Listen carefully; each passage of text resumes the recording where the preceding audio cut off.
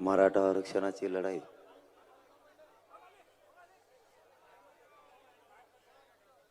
अनेक वर्षापासून सुरू.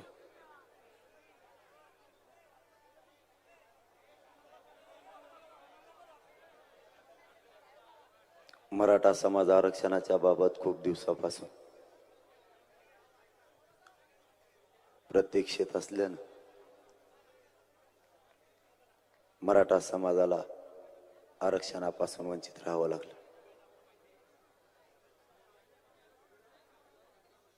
मराठ्यांना आरक्षण असतानाही मराठ्यांना आरक्षण दिलं गेलं नाही. मराठ्यांना फक्त दुसऱ्यांसाठी लढा उभारायचा,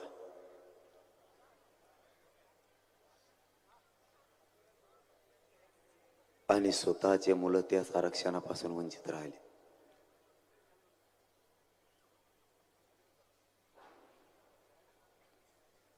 कोणताही निकष पार न करता बाकीच्यांना आरक्षण दिलं गेलं. मराठ्यांनी आरक्षणाचे सगळे निकष पार केले तरीही मराठ्यांना आरक्षण दिलं नाही. एखाद्या जातीला किंवा एखाद्या समूहाला जर आरक्षणात यायचं असलं तर त्याला कायद्याचे आणि आयोगाचे सगळे निकष पार करावे लागतात. मराठ्यांनी सगळे निकष पार केले तरीही मराठ्यांना आरक्षण दिलं नाही. एखाद्या जातीला ओबीसी प्रवर्गात समावेश व्हायचं असलं तर ती जात मागास सिद्ध असायला लागते, तरच ओबीसी प्रवर्गात त्या जातीचा समावेश होतो. गायकवाड कमिशननं मराठ्यांना 12-13% मागास सिद्ध केलं तरीही मराठ्यांना आरक्षण दिलं नाही.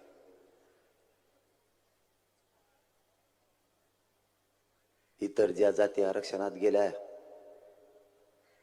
त्यातील एकही जात मागास सिद्ध करण्यात आलेली नाही. 1967 आरक्षण दिलं गेलं. व्यवसायावर आधारित जाती निर्माण केल्या आणि आरक्षण दिलं. कोणाचाही मागासले पण सिद्ध केलं नाही. मंडल कमिशनला 3 कामं सांगितले. मंडल कमिशन 88-89 गठीत झाला आणि मंडल कमिशनला 3 कामं सांगितले. पहिलं काम, जी जात ओबीसी आरक्षणामध्ये घालायची त्या जातीचा सर्वे करा, जातीची यादी तयार करा. 2, ओबीसीची जनगणना करा आणि ज्या जाती ओबीसी आरक्षणात घालायच्या ती जात मागास सिद्ध करा. मंडल कमिशननं यातलं एकही काम केलं नाही. मंडल कमिशननं 1923 यादी उचलली. इंग्रजांना 1931 केलेली जनगणना जी जशाला तशी घेतली आणि अहवाल तयार करून व्हीपी सिंग सरकार समोर ठेवला.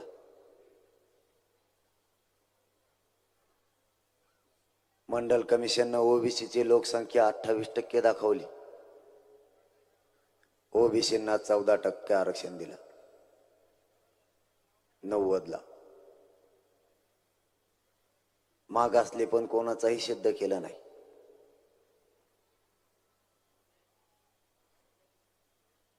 ओबीसीची लोकसंख्या 28% दाखवली आणि 14% आरक्षण लागू झालं.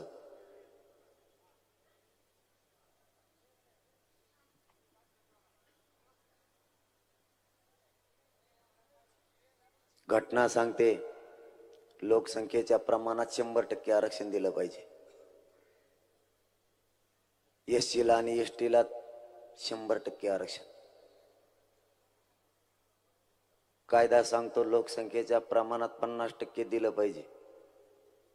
ओबीसींना 14% आरक्षण दिलं. 4 वर्षांना 94ला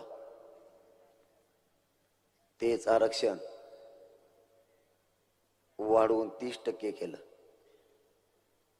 वरचा 16% आरक्षण हे मराठ्यांचं होतं. 16% आरक्षणाचे 9 उपवर्ग बनवले. एक उपवर्ग बनवायचा असला तर समितीची शिफारस लागते, त्याशिवाय प्रवर्ग बनवता येत नाही. कोणत्याही शिफारस समितीची न घेता 16% आरक्षणाचे 9 उपवर्ग बनवले आणि मराठ्यांचं असणारं 16% आरक्षण एक खैरात असल्यासारखं एका रात्रीत वाटून टाकलं.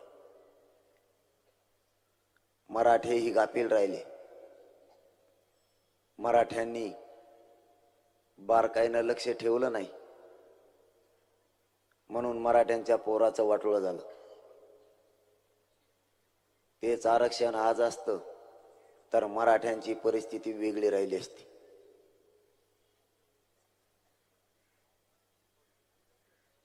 व्यवसायावर आधारित जाती निर्माण केल्या आणि 1967ला आरक्षण वाटप झालं. मुस्लिम धर्मात जात नाही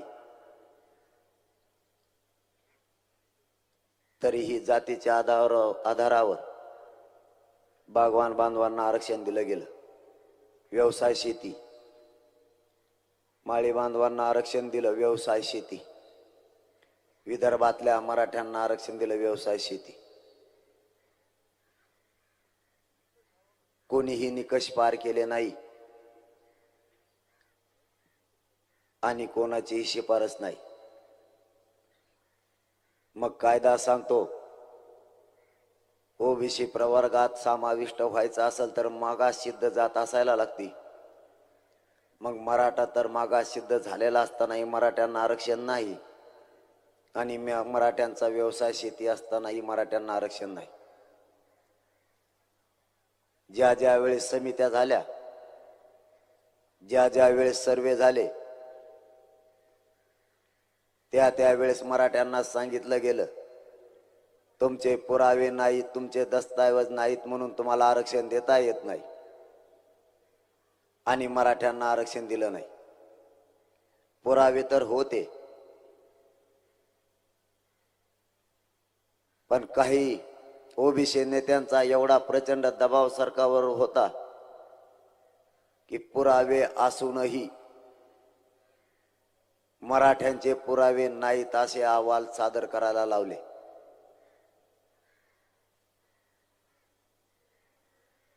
मराठ्यांचे पुरावे असतानाही यांनी यांच्या बुडाखाली पुरावे लपून ठेवले आणि मराठ्यांना पुरावे नाहीत म्हणून आरक्षणापासून वंचित ठेवलं. ही लढाई आजची नाही. मराठा आरक्षणासाठी मराठ्यांनी खूप झुंज दिली, कारण मराठा आरक्षण विषय गंभीर होता.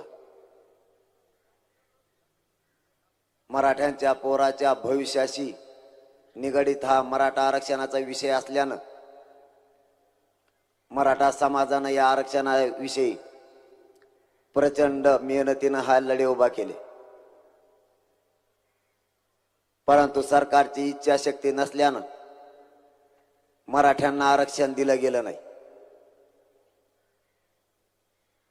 समित्या गठीत झाल्या, अहवाल एकही सादर झाला नाही.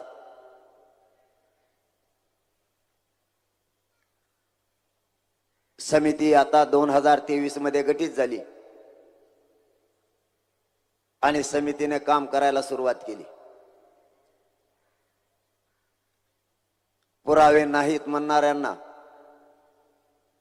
मराठ्यांनी वटणीवर आणलं. गावखेड्यातला कोटीना मराठा, करोडोत मराठा एक झाला. महाराष्ट्रातल्या कानाकोपऱ्यातून मराठा एकत्र आला आणि मराठ्यांची एकच सुनामी उसळली. या मराठ्यांच्या एकजुटीपुढे सरकारनं नमतं घेतलं आणि समिती गठीत होऊन समिती काम करायला लागली. आज या महाराष्ट्र राज्यात मराठा समाज आरक्षणात असलेल्या लाखांना नोंदी सापडायला लागल्या. जर मराठ्यांच्या नोंदी सापडल्या तर मग मराठ्यांना आरक्षण का नाही दिलं, हा मराठ्यांचा आता मूळ प्रश्न आहे.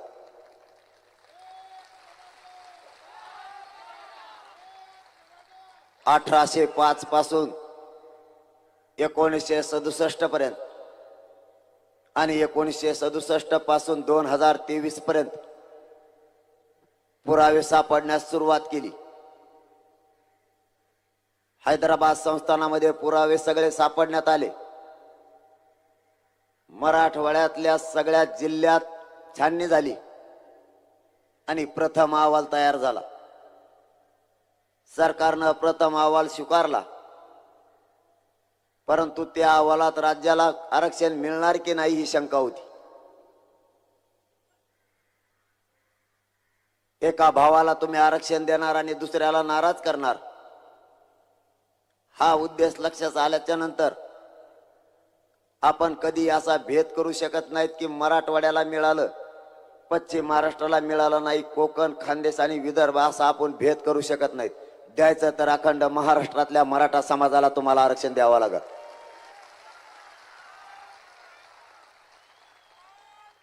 सरकारनं मग त्या समितीला राज्याचा दर्जा दिला त्याच दिवशी आणि समिती राज्यभर काम करायला लागली।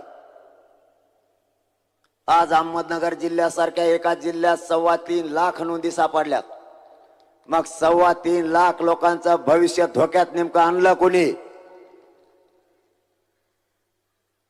सातारा जिल्ह्यात 20,000 सापडल्या। असा जिल्हा नाही की तिथं मराठ्यांच्या ओबीसी आरक्षणात असलेल्या 50% आत असलेल्या नोंदी सापडल्या नाहीत। मग जर मराठा आरक्षणात होता तर आता मराठ्यांना एक जाणून घ्यायचंय, मराठ्यांचे पुरावे असतानाही लपून कुणी ठेवले आणि त्यांच्या पाठीशी कोण होता याचं नाव आता आम्हाला माहिती पाहिजे।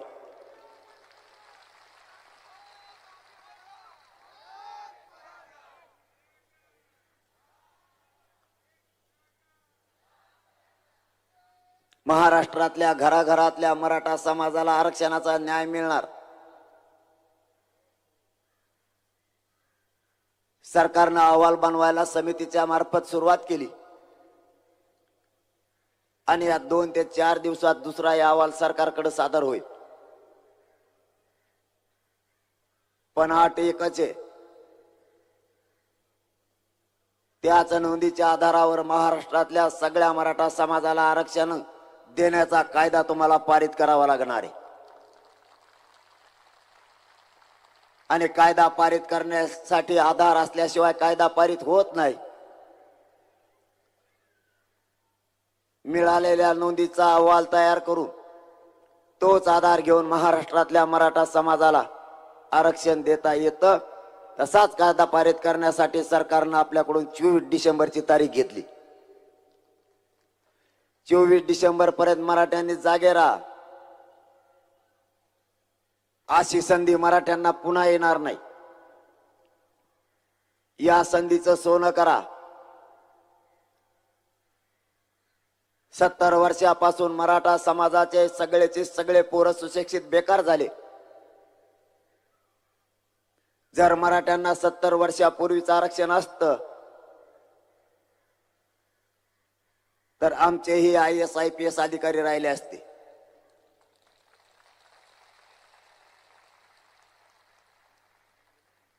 या आरक्षणापायी ज्या पदावर मराठा समाज जायला पाहिजे त्या पदावर जात नाही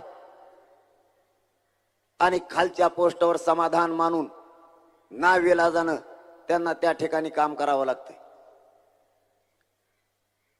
शासनातला आणि प्रशासनातला आमचा टक्का कमी झाला। हुशार असतानाही मागं पडले गेले। 95% पडूनही मुलं घरी आले आणि 60% वाले त्या ठिकाणी लागले।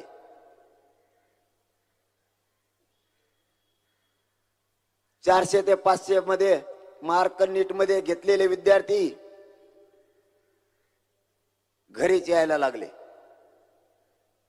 सेंट्रल गव्हर्नमेंटचं एकही कॉलेज आमच्या लेकराला मिळत नाही।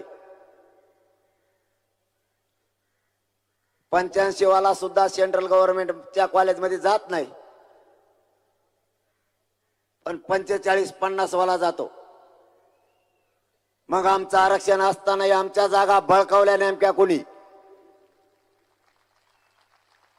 जर आमच्या नोंदी होत्या तर आम्हाला आरक्षण होतं. आमचा 70 वर्षाचा बॅकलॉग सुद्धा तुम्हाला आता भरून काढावा लागणार आहे. त्याशिवाय सरकारला सुट्टी नाही.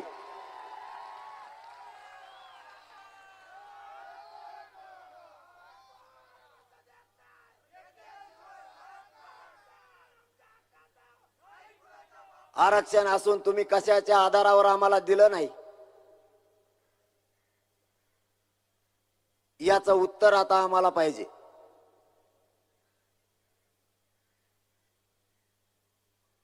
दुसऱ्यांना देताना आम्ही कधी विरोध केला नाही आणि आजही करण्याचं काही कारण नाही. परंतु तुमचं तुम्ही खाल्लं पाहिजे. दुसऱ्याचं अतिक्रमण केलेलं ते तुम्ही सोडलं पाहिजे.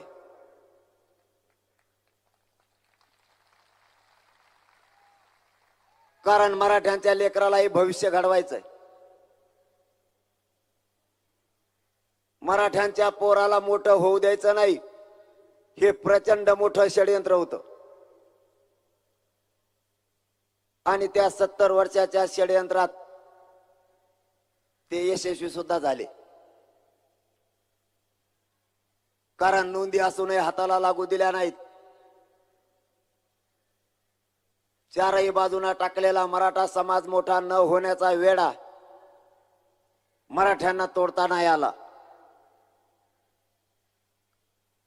याचं कारण होतं फक्त विश्वास.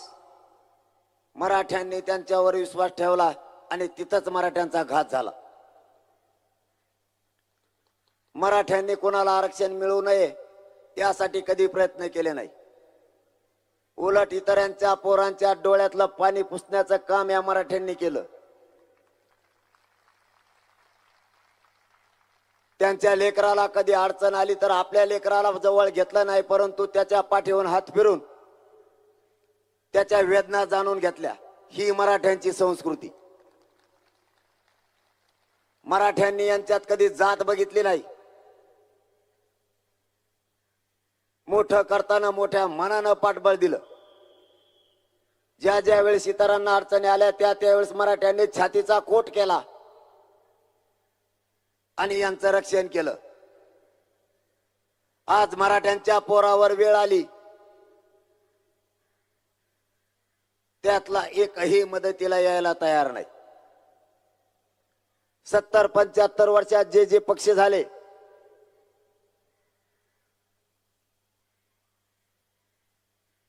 त्या पक्षातले सगळे नेते मोठं करण्याचं काम मराठ्यांच्या बापदाद्यांनी केलं. त्याचं कारण होतं कधी काळी हा आपल्या मुलांना गरज लागली तर मदतीला येईल. आपला म्हणून त्याला मदत केली. आज मराठ्यांच्या पोरांना त्यांच्या मदतीची गरज पडली, कोणीही यायला तयार नाही. मराठ्यांनी मागं वळून बघितलं, पाठीमागं कोणीच नाही. आणि समोर बघितलं तर ज्याला मोठं केलं तोच आडवा उभा राहिलाय. मी तुम्हाला आरक्षणात येऊ देणार नाही.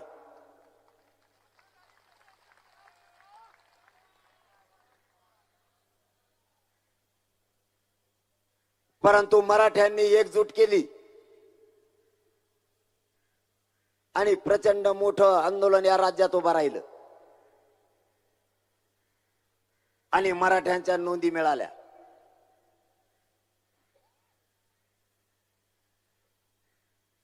आता सरकारला काहीच करता येत नाही आणि जे विरोध करायला लागले त्यांचाही विषय आता आवरला.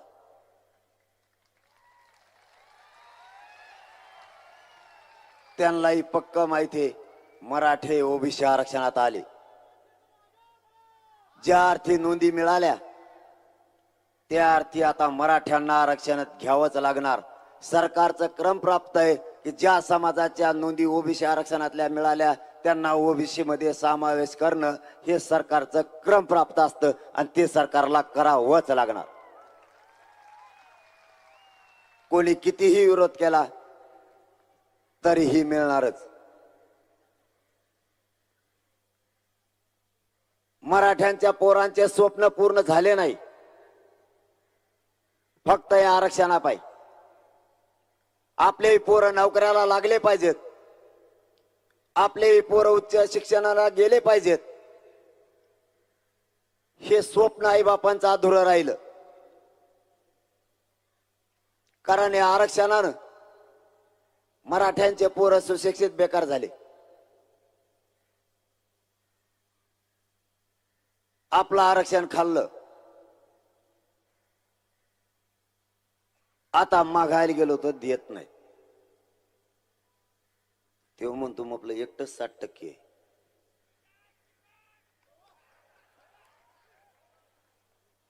त्याला असं झालंय आता म्हातारपणाला,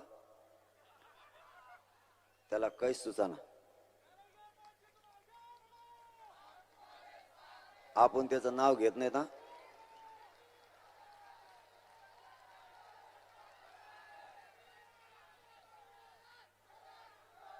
आपण कोणाचं नाव घेतलं बी नाही घेणार बी नाही.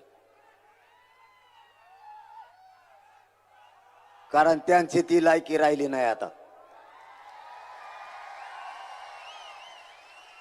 माणसाचा वैचारिक विरोध असावा, माणसाचे वैचारिक मतभेद असले पाहिजेत. पण आपण घटनेच्या पदावर बसलोय. त्या कायद्याची गरिमा आपण राखली पाहिजे एवढं तरी भान असायला पाहिजे. 70-75 वर्षे सत्ता भोगली. आपण हुशाराच्या आणि बुद्धीच्या यादीत जाऊन बसलात. आपण बुद्धिजीवी असतानाही आपल्या तोंडातून ही गरळ ओकलेली विषारी गरळ चांगली नाही.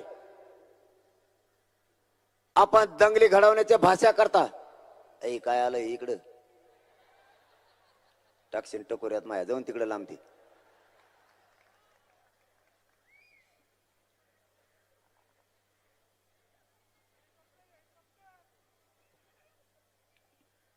आपल्या कायद्याची गरिमा आपणच राखली पाहिजे. नियम हे आपणच पाळले पाहिजेत. ज्या माणसानं घटनेची शपथ घेतली, ज्या माणसानं राज्याचं पालकत्व स्वीकारलं, तोच माणूस कायदा पायदळी तुडवायला लागला आणि जाती जातीमध्ये दंगली लागण्यासारखे वक्तव्य करायला लागला.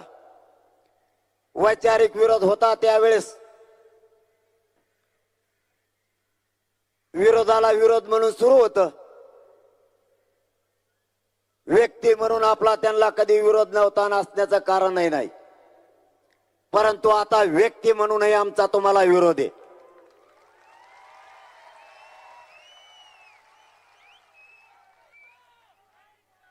त्यांना पक्क माहित झालं मराठा ओबीसी आरक्षणात गेला. मग आता पर्याय काय, तर पर्याय शोधायला सुरुवात केली. पर्याय शोधला. आपल्या राजकीय फायद्यासाठी ओबीसी बांधवात आणि मराठा बांधवात वाद निर्माण करायचे आणि आपली राजकीय पोळी भाजून घ्यायची. गाव खेड्यातला ओबीसी बांधव आणि मराठा बांधव आत्ताही एकत्र आहेत. एक जीवानं एक दिलानं एकत्र आहेत. गावखेड्यातल्या ओबीसी बांधवांना वाटतं जर मराठ्यांच्या नोंदी सापडल्या असतील तर मराठ्यांना आरक्षण दिलं पाहिजे. आपल्या नेत्यानं त्यांच्या विरोधात नाही बोललं पाहिजे. ही आत्ताही त्यांची भावना आहे. गोरगरीब मराठ्यांच्या पोराला आरक्षण मिळालंच पाहिजे ही त्यांची भावना. आत्ताही एकमेकाच्या सुखादुःखात ओबीसी बांधव आणि मराठा बांधव रात्रंदिवस एकमेकाच्या मदतीला आहेत. आत्ताही मला तर वाटतं आत्ताच ओबीसी बांधवांच्या सगळ्या नगरसेवकांनी इथं सांगितलं का आमचा तुम्हाला पाठिंबा आहे.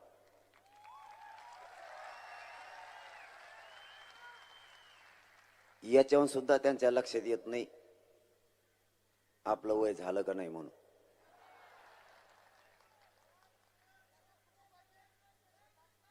जाती जाती तुम्ही दंगली घडवू नका. मी प्रत्येक सभेत मराठ्यांना आव्हान केलंय आणि मला माहिती पाठीमागे मी आव्हान केलं होतं त्याच पद्धतीनं राज्यातला मराठ्यांनी आंदोलनं केली. आता पुन्हा एकदा आव्हान आहे. कितीही दंगली भडकवण्याचा यांनी राजकीय स्वार्थापोटी प्रयत्न केला तरीही गावखेड्यातल्या सामान्य ओबीसी बांधवांनी आणि सामान्य मराठा बांधवांनी अजिबात यांचं ऐकून एकमेकाच्या अंगावर यायचं नाही. कारण हे राज्य आपलंय, हे तालुके जिल्हे गाव आपले, यांच्या स्वार्थासाठी आपण एकमेकाच्या अंगावर यायचं नाही आणि झुंज सुद्धा द्यायची नाही. आणि मराठ्यांच्या खांद्यावर जबाबदारी. यांनी कितीही वातावरण दूषित करण्याचा प्रयत्न केला तरी संयम सोडायचा नाही, शांत राहायचं आणि मराठ्यांना आरक्षण मिळवून द्यायचं. शांतीच्या आंदोलनातच मराठ्यांचं आरक्षण निर्णयाच्या प्रक्रियेत आलंय. लक्षात असू द्या, शांतीचं ब्रह्मास्त्र पेलण्याची ताकद या राज्यात आणि देशात कोणातच नाही.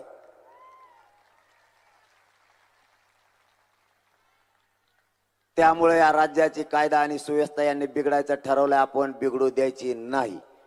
काहीही झालं तरी हरकत नाही. आरक्षण तर मिळणार.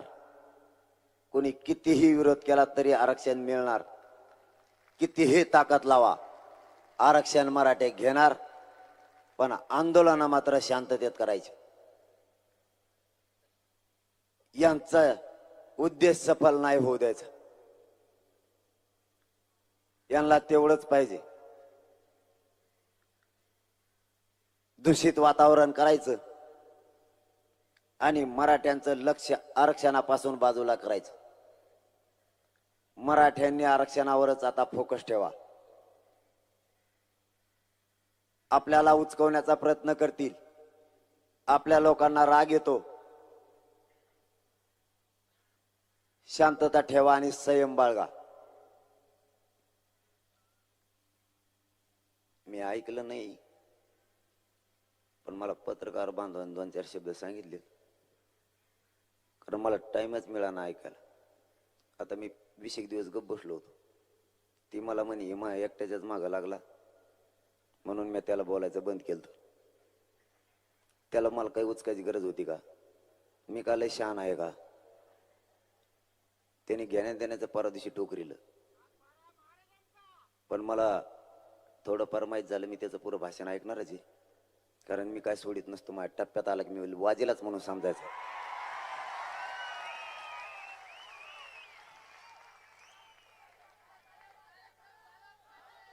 ते मला म्हणतो ह्यो 5वी शिकलेला आहे. आता याला काय सांगावं? मी सरकारचे सगळ्या प्रश्नाची उत्तरं देतो, म्हणून सरकारनंच सांगितलं हे इतकं उत्तर देतंय की नेमकं शिकलेलं किती आहे. 3 दिवस सरकारने मग शिक्षण शोधण्यात घातलं. 3 दिवस मी सांगितलं मी 12वी शिकलेलं आहे. सरकार म्हणलंय 12वी शिकलेलं नाहीच, शोधून काढा. 3 दिवस घातले. आणि इतकं म्हातारा माणूस होऊन एवढा अनुभव असून सुद्धा येऊन तो 5वी शिकलो. वयामानाने होतं म्हणा तसं, पचत नाही. 7-8 बाऱ्या जावं लागतं. खाल्लेलं पचत नाही. लोकांच्या लेकराचा ते तळतळाट. महाराष्ट्र सदनाला पैसा महाराष्ट्रातल्या जनतेचा आहे. वरबाडून तुम्ही खाल्ला.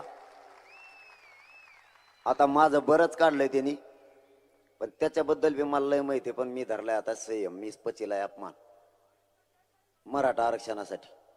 त्याच्याबद्दल मला चांगलं माहिती. मुंबईत काय करत होता, ती कोणत्या पाहुण्यात तिथं राहिला, त्याने कोणत्या पिक्चर मध्ये काम केलं, परत तिकडं कस काय हुकून आला, मला त्याच्याबद्दल सगळं माहिती. फक्त आता मला ही आरक्षणाची 24 तारीख जवळ येते. मराठ्यांचा विजयाचा तो सुवर्णक्षण आहे. मराठ्यांच्या लेकराला आयुष्याची भाकरी मिळणार आहे, म्हणून मी शांत आहे. आता जर आपण थोडंफार काय केलं तर आपलं लक्ष विचलित होईल आणि आरक्षणापासून पुन्हा एकदा मराठा समाज वंचित राहील. म्हणून सहन करायचं ठरलं. आरक्षण मिळाल्यावर तो बी कुठं जाणार नाही, मला कुठं जायचं नाही.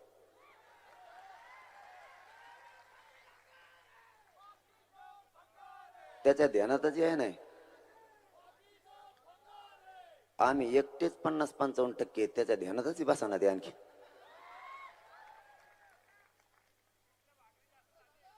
परत सांगतो बी मनानीच. मी म्हणलं बेसन भाकरी खाऊन आला, लोकांचे पैसे खाल्ले, त्यामुळे मध्ये जाऊन बेसन भाकर खाऊन आला. तर मला तो सांगतो बी लाजत बी नाही. तो म्हणतो कांदे मिळत मध्ये, मग खाय गोणीभर.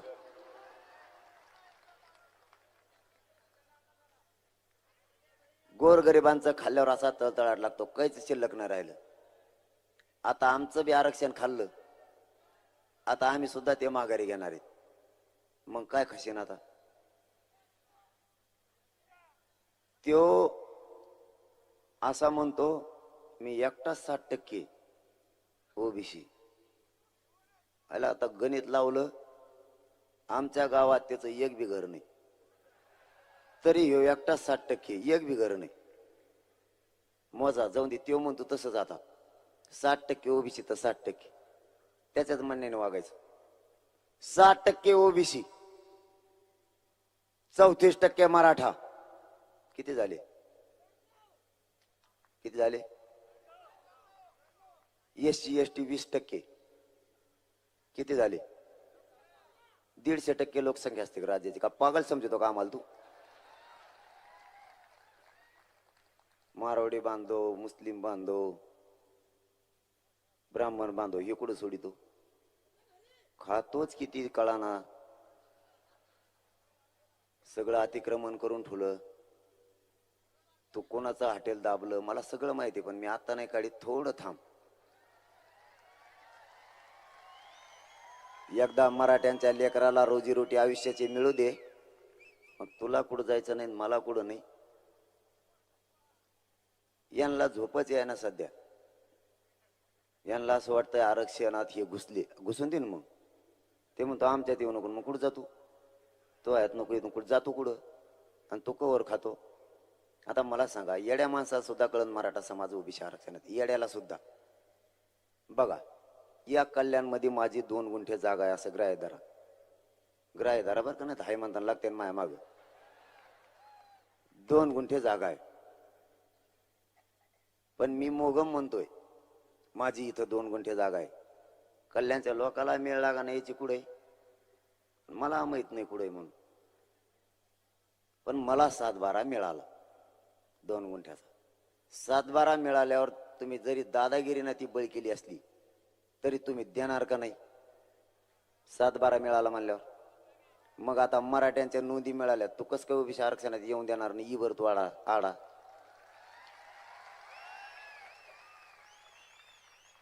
आणखीन बी तुम्हाला लोकांचाच खायचं असं ना.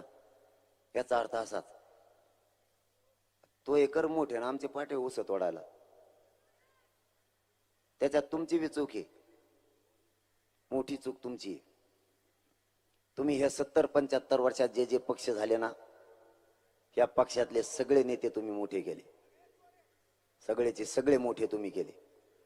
ते पहिल्यांदा लोकांची तिथं रोजाने जात होते. त्याच्याकडे इतका पैसा झाला, इतक्या गाड्या झाल्या, त्याचे पोर परदेशात शिकायला गेले. त्या तुमच्या साहेबाचं पोरग म्हणजे सगळ्या पक्षाच्या नेत्याचं म्हणतो बरं का मी, नाही ईदाला धरताना एखादा, सगळ्या पक्षाचे, आणि त्यांचे पोरं परदेशात गेले आणि ते पोरग इकडं आलं. तुम्ही त्याला भैयासाहेब म्हणायला लागले. त्याला नीट हाकताय ना, तुम्ही त्याला भैयासाहेब म्हणायला लागले. आणि ते आपल्या पोरला नाम्या तुक्या म्हणतोय. आमच्या भोकरदनला जालन्यात एका नेत्यानं बोर्डच फाडून टाकला आमचा. मराठ्यांच्या पोराने गावागावात यायचं नाही म्हणून बोर्ड लावले होते. त्याला यायचं होतं गावात.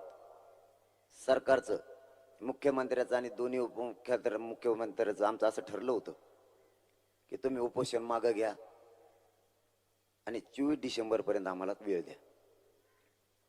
ठीक आहे म्हणलं. आणि मुख्यमंत्र्यांनी आणि दोन्ही उपमुख्यमंत्र्यांनी शिष्टमंडळ पाठवलं. उपोषण मागं घेतलं, त्याचबरोबर गावात येऊ नका तेही स्थगित केलं, पण ते बोर्ड तसेच राहिले. आता याला यायचं होतं गावात, मग आता गावात बोर्ड लावलेला आहे, तसं आल्यावर स्थगित उठवल्यावर काही ताण आहे का बोर्ड चावतो तुला तशी गाडी घेऊन आल्यावर? नाही नाही म्हणला फाडून टाका मला गावात इथं, त्याने फाडला आणि तिथल्या गोरगरिबाच्या कार्यकर्त्याला बी हाणलं बरं का. मी त्या दिवशी हॉस्पिटलला होतो, नेमकी माहिती त्याच दिवशी सुट्टी झाली. मी आरक्षणासाठी संयम धरला फक्त, कारण मला माहित होतं या गोरगरिबाच्या लेकराचं वाटळ होईल. आता आपण जर संयम नाही धरला, शांत नाही राहिलो तर. पण समजा मी म्हणलो असतो, आमच्या जालन्याच्या SP साहेबाला आणि कलेक्टर साहेबाला फोन केला आणि त्यांना जर म्हणलं असतो आमचा बोर्ड फाडा, आम्हाला काहीच करायचं नाही, फक्त बोर्ड फाडण्याचं घर कसलंय नुसतं बघून यायचं आहे आम्हाला. मी जर डांबरीनं चाललो असतो तर गप्पा मारीत नाही 5 लाख पोरं मागं चालले असते, नुसतं धुळीनाहीच घर उडून गेलं असतं. तू आमचे बोर्ड फाडितो, मराठ्याने जर मनावर घेतलं तर चेटी सुद्धा फाडी देन बतोई. ही आग्या मावळाच्या नादी लागतो कशाला. तरी शांत राहिलो, कारण मला माहिती एकदा आरक्षण मिळालं की तेवून मी एकाच गल्लीत येतो. मग आपण समोरासमोर कोण तोय बोर्ड लागणारच आहेत ना. मराठ्यांनी जर मनावर घेतलं ना, त्याला आयुष्यभर गुलाल लागून नाही द्यायचे, त्याला उसच तोडायला जावं लागत. आणि बोर्ड चिटकायला तुम्ही येत, तुम्ही काय धोरणात येत का? बोर्ड चिटकायला तुम्ही, पॉम्पलेट चिटकायला त्यांचे तुम्ही, त्यांना मोठं केलं. आता तेच आपल्या पोराच्या विरोधात उतरायला लागले. समजा थोडं उलट करा बरं, आपण त्यांचे आयुष्यभर आपल्या बापदाद्याने बोर्ड आणि पॉम्पलेट चिटकिले, एक दिवस त्या साहेबाच्या भयाला म्हणा 8 दिवस जर आमचे पॉम्पलेट चिटकू लागायला, चल आमच्या पोरात त्याच कल्याणी येतोय का बघा बरं. नाही येणार. मग करा मोठं त्यांना, तुमचे जाऊन दे उस तोडायला. आता तरी शाने व्हा, अशी संधी पुन्हा मराठ्याला नाही येणार. आता या संधीचं सोनं करा, कारण मराठ्यांच्या नोंदी सापडल्यात. आजच मराठ्यांच्या घरात OBC आरक्षणाचे पत्र चालले. पोरांनी ऍडमिशन घ्यायचे बंद केले होते, पुन्हा पोरांनी ऍडमिशन सुरू केले. त्यांच्यात उत्साह निर्माण झाला आरक्षण मिळायला लागल्यापासून. पुन्हा सरकारने सांगितलं होतं की आपण नोंदी फक्त जमा करू आणि त्याचा अहवाल बनवू आणि 24 डिसेंबरला कायदा पारित करू. म्हणलं तसं जमणार नाही. नोंदी मिळाल्या की लगेच तुम्हाला प्रमाणपत्र द्यावं लागतील. ज्यांच्या नोंदी मिळाल्या त्यांच्या. राज्य मागासवर्ग आयोगाचे आदेश लगेच द्या, पुन्हा त्याच्यात काही बाधा येता कामा नये. तुम्हाला प्रत्येक कलेक्टर ऑफिसला कक्ष स्थापन करावे लागते. त्यांनी या 3ही गोष्टी केल्या. आज नोंद मिळाली की दुसऱ्या दिवशी सकाळी मराठ्यांना प्रमाणपत्र मिळायला लागले. कोणाच्या तरी लेकराच्या घरात आयुष्याची भाकर चालली. आंदोलन 70% आपलं यशस्वी झालंय. आजच मराठे घराघरातले आता एकजूट याच कारणानं झालेत की 100% मराठ्यांना आरक्षण मिळणार. ज्या मराठ्यांच्या नोंदी नाहीत त्यांच्यासाठी हाच अहवाल नोंदीचा घेऊन कायद्याला आधार देऊन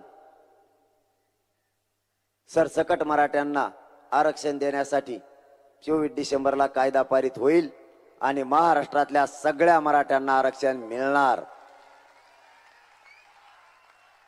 जर सरकारनं 24 डिसेंबर पर्यंत आरक्षण दिलं नाही तर 25 तारखेच्या नंतर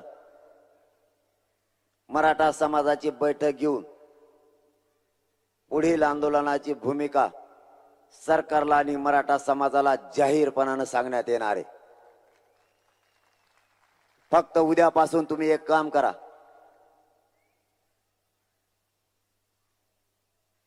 तुमच्या गावात, तालुक्यात आणि जिल्ह्यात 1 डिसेंबर पासून एकही गाव असं नाही राहिलं पाहिजे की तिथं साखळी उपोषण सुरू नाही झालंय. एकही गाव नाही राहिलं पाहिजे.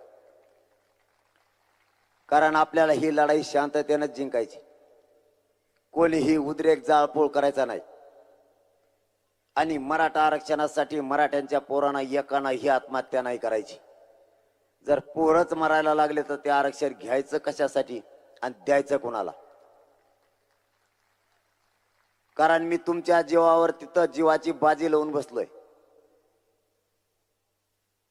सगळे पोरं माझ्या खांद्याला खांदा लावून लढायला पाहिजेत. आपली संख्या कमी नाही व्हायला पाहिजे, वाढायला पाहिजे. तुम्ही आरक्षणासाठी मरू नका. हे आरक्षण कसं देत नाही आपण यांच्या छाताडावर बसून घेऊ, त्याची काळजी तुम्ही करू नका.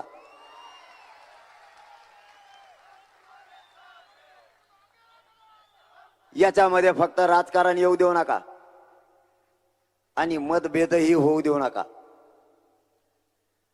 एवढ्या वेळेस तुमच्या पायाला हात लावून सांगतो,